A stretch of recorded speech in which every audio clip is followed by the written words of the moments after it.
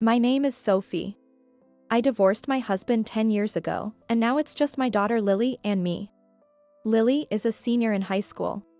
She's set to graduate this year and has already been accepted to college. Lily assured me, I'll definitely get a scholarship, so don't worry about money. Indeed, attending college on my salary alone would be tough. From the start, Lily was determined to get into college with it. She led a perfect high school life, ranking first in her class, serving as the student body president, and even competing in national competitions in her club activities. It came on the back of these achievements. Of course, she got a full tuition waiver. It was a scholarship that doesn't need to be repaid. It's an excellent opportunity for Lily. It will likely fast-track her dream of becoming a lawyer.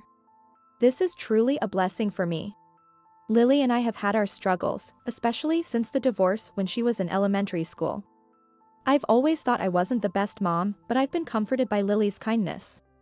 Had I not chosen such a man to be my husband, perhaps we wouldn't have had to endure so much. It all began 20 years ago. I married a man named David. David's family home was a grand mansion in the countryside. I was overwhelmed by the grand gates when I was greeted by my father-in-law, Henry. Henry seemed like a stern, traditional man fitting for such a house. I later found out he had intentionally put on a stern demeanor to maintain dignity. I'll never forget how he later apologized with a kind smile, saying, "I'm sorry for scaring you back then." However, the problem was my mother-in-law, Olivia. David had warned me, my mom really adores me. She might think you're stealing me away from her and dislike you for it. Indeed, Olivia was overly fond of David. When we first met and I introduced myself, Olivia's first words were, "Sophie, isn't your makeup a bit too heavy? And the length of your skirt? Such things are for people with slimmer legs." I was wearing a knee-length dress that day, which I thought was a bit bold. My makeup was a little heavier than usual. I had also done my nails. It was only natural to make an effort for my first meeting with my husband's parents. But it seems Olivia didn't take it well. Although Henry defended me, David nodded along with Olivia's words. David said Olivia adored him, but I began to wonder if he too couldn't distance himself from her. From that moment, I had my suspicions. We didn't stay long that day, but Olivia's attitude was disheartening. She repeatedly said, "What was David thinking, choosing such an ordinary woman to marry? And if you're bringing a gift, at least bring something nicer. Not something you can find anywhere." I was criticized several times like this. For the record, the gift was a popular confection from my hometown. The soufflé, with its cloud-like, fluffy texture, was irresistible to women. Despite bringing such a top-notch dessert, for her to disparage it as something you can find anywhere was shocking. Could it be that, despite its deliciousness, she deliberately made such remarks just to belittle me? Regardless, I felt I couldn't get along with Olivia.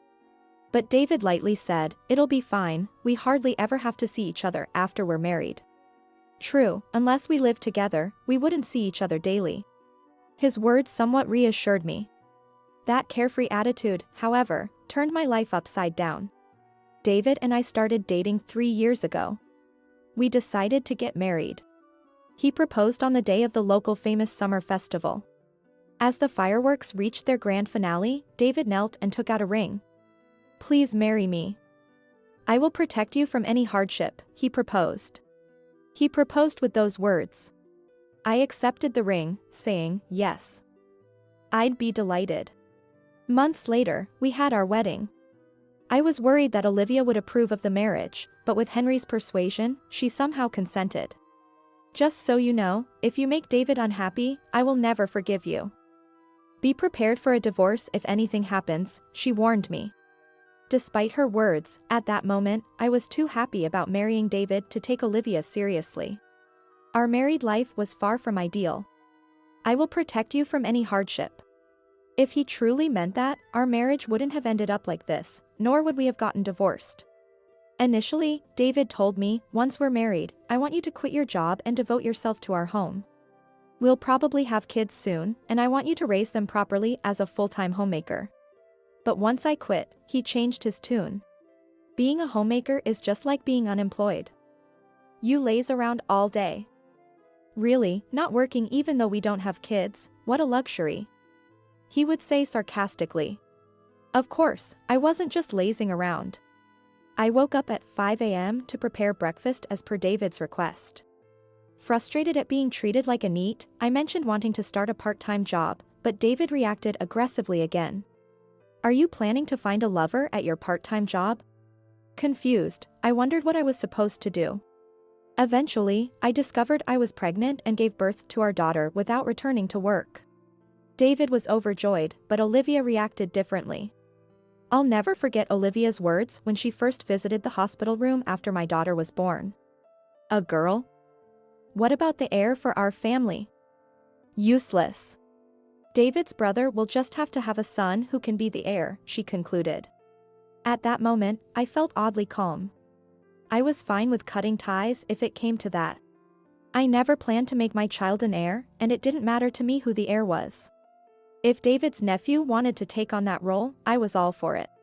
However, things didn't go as smoothly as I had hoped. About half a year after my daughter was born, a scandal erupted.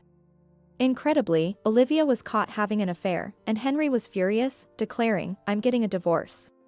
When I first heard that story, I thought it must be some kind of mistake.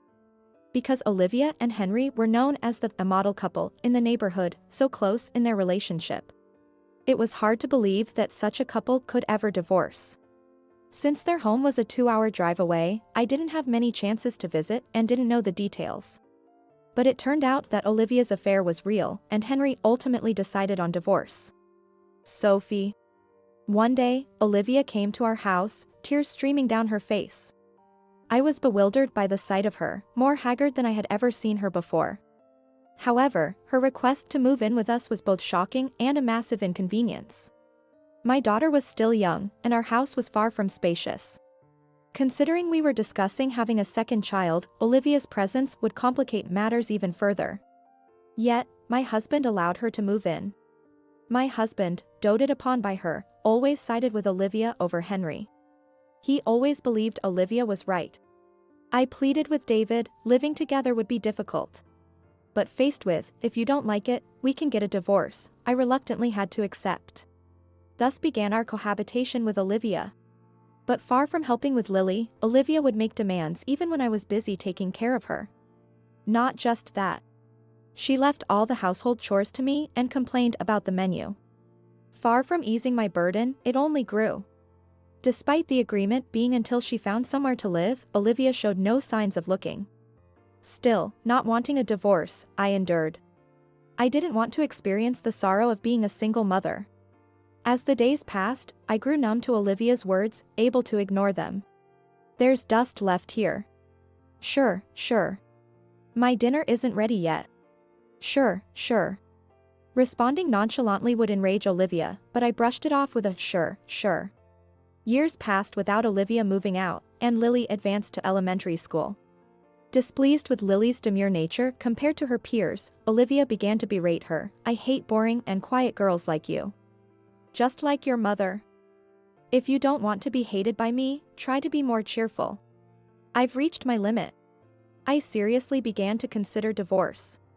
David, burdened with important tasks at work, had been almost absent from home for months and said nothing to Olivia. Not that he would have taken my side over Olivia's anyway. Then, when Lily was 8, the moment came. David's affair was exposed. The other woman was his female boss. Unable to bear it any longer, I decided to divorce immediately. Thinking about life after divorce, I resolved to find a job. I reached out to former bosses and colleagues I had before getting married. Fortunately, a colleague who had started his own business said, "I can hire you as an office worker." Relieved, I believed I could manage life with Lily. The day I secured the job, I confronted David with the divorce papers. David, furious, and Olivia together berated me. Do you think you, a NEET, can survive a divorce? You won't even be able to send your daughter to school. It's because the wife isn't reliable that the husband strays, right? It's all your fault. I wanted to retort to their unreasonable accusations, but I was at a loss for words. Feeling pathetic as they continued their tirade, Lily woke up. Mom. What's happening? She rushed over to me, looking up with concern. That's right. From now on, I need to protect this child. I shouldn't let myself be demeaned. With that thought, I found strength. I won't be manipulated by you two any longer. I'm getting a divorce. With that, I packed our things and Lily into the car and left the house. Afterwards, I hired a lawyer, sought child support, and the divorce was finalized.